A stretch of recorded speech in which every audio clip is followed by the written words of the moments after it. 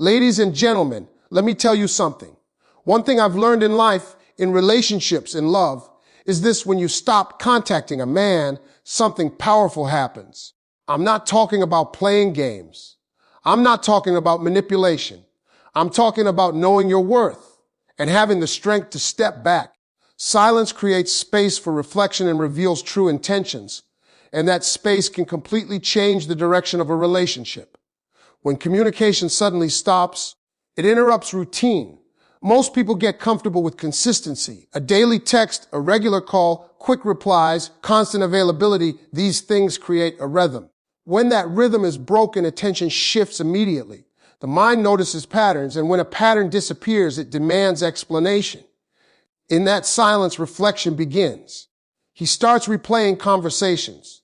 He thinks about the last interaction. He wonders if he said something wrong or failed to do something he should have done. Reflection is powerful because it forces honesty. When someone is always present, there is no urgency to evaluate their value. But when they step back, the brain goes into analysis mode. That analysis often leads to realization. Space also removes distraction. When you are constantly reaching out, you are filling the emotional gap. He doesn't have to feel the weight of missing you because you never give him the chance. But when you stop contacting him, he has to sit with his own feelings. And feelings, when left alone without noise, grow louder. If he truly cares, that care intensifies. If he was unsure, the space forces him to decide. If he was taking you for granted, the absence highlights that mistake. Silence also reveals intentions because it removes convenience. Some people stay connected simply because it is easy. As long as you initiate, as long as you maintain the connection, they go along with it. But when you step back, effort becomes a choice. He now has to decide whether to reach out, whether to pursue, whether to invest energy. That decision reveals everything. Effort is always intentional. When someone genuinely values you, silence does not push them away. It pulls them closer. They feel the difference and they respond. But if someone disappears when you do, that silence has done its job. It has uncovered the truth without confrontation, arguments, or emotional drama. Space is not weakness. It is awareness. It allows both people to see clearly without emotional pressure. And in that clarity, true intentions rise to the surface, undeniable and impossible to ignore. When you stop chasing, you shift the power dynamic in a way that most people don't fully understand. In many relationships, there is an invisible scale. The person who invests more energy, makes more effort, and seeks more reassurance often ends up feeling less secure. Not because they are weak, but because they are overextending. When you are the one constantly initiating contact, planning conversations, checking in, and keeping the connection alive, you slowly give away leverage without realizing it. Chasing creates imbalance.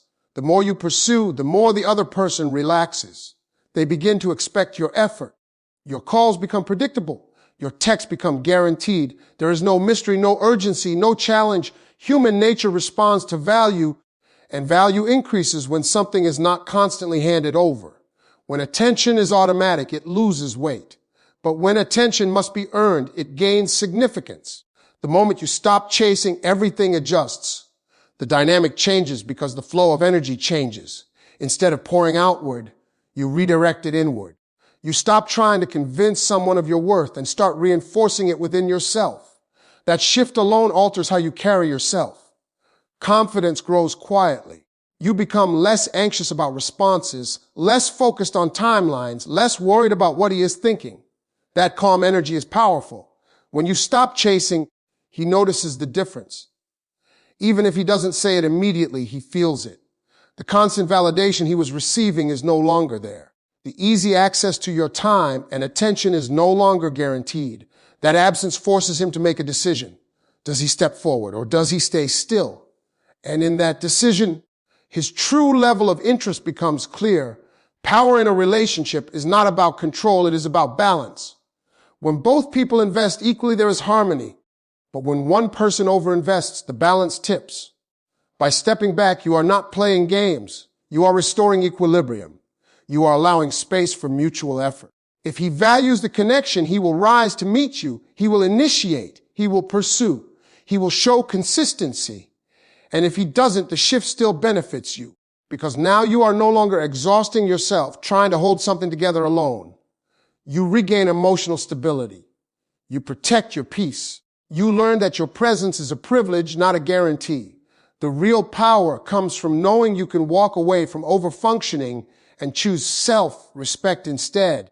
A man values what he feels he might lose, and that truth shows up clearly when your presence is no longer constant. Human nature often takes what is always available for granted. When attention, affection, and effort are consistently given without pause, they can start to feel ordinary. Not because they are ordinary, but because predictability reduces perceived value. Scarcity, on the other hand, sharpens awareness. When you are always there, responding instantly, initiating conversations, and making yourself emotionally accessible at all times, he becomes comfortable. Comfort is not bad, but too much comfort without effort can lead to complacency. He may assume you will always be there regardless of how much he invests. That assumption lowers urgency. Without urgency, appreciation weakens. The moment he senses that he could lose you, everything changes internally. The mind reacts strongly to potential loss. Psychologically, people are more motivated to avoid losing something valuable than to gain something new. When your attention is no longer guaranteed, he begins to measure what your presence truly means to him. He starts remembering the way you supported him, the way you listened, the way you made him feel understood. Memory becomes emotional proof of value. That possibility of loss triggers reflection and sometimes action. If he genuinely cares, he will not sit comfortably in silence for long. He will reach out. He will check in. He will attempt to restore the connection. Effort increases when the stakes feel real. And nothing makes the stakes real like the thought of losing someone who brought positivity, stability, and warmth into his life. On the other hand, if the idea of losing you does not move him, that reveals something just as important. Value is proven through response. When someone truly treasures you, the risk of your absence feels heavy. When they don't, they remain passive. Either outcome provides clarity. Understanding this principle shifts how you view your own presence. You begin to see that your time, your energy, and your emotional availability are assets. They are not meant to be distributed endlessly without reciprocation. When you recognize your own value, you stop overextending it. And in doing so, you allow others to feel what life is like without immediate access to you. Value increases when it is respected, and respect grows when something meaningful is not taken for granted. Sometimes the realization of worth only becomes clear when the possibility of losing it becomes real. Your absence can speak louder than constant presence because silence carries a message that words often dilute. When you are always around, always communicating, always explaining how you feel, your voice can blend into the background. Not because what you are saying is unimportant, but because repetition without change reduces impact. Presence becomes expected. Expected things rarely create urgency. When you step back, you remove the noise, you remove the reminders. You remove the emotional safety net that he may have grown used to. That absence creates contrast. Contrast is powerful because it highlights what was once there. He begins to notice the quiet. He notices the missing notifications. He notices the empty spaces in his routine where you used to be. And in that noticing, awareness grows. Absence forces emotional processing. When you are constantly available, he doesn't have to sit with uncertainty. You fill every gap before it forms. But when you pull back, he has time to think without distraction. He has time to evaluate what your presence actually meant in his daily life.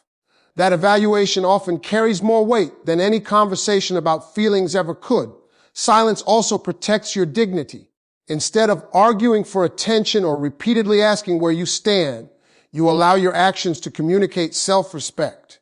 You demonstrate that your time and energy are valuable. That unspoken message is powerful because it shows strength rather than desperation. Strength is attractive. Confidence is noticeable. And both become clearer when you are not overextending yourself. Your absence also shifts emotional responsibility. When you stop initiating everything, the pressure moves. He now has to decide whether to bridge the gap. He has to choose whether the connection matters enough to act on it.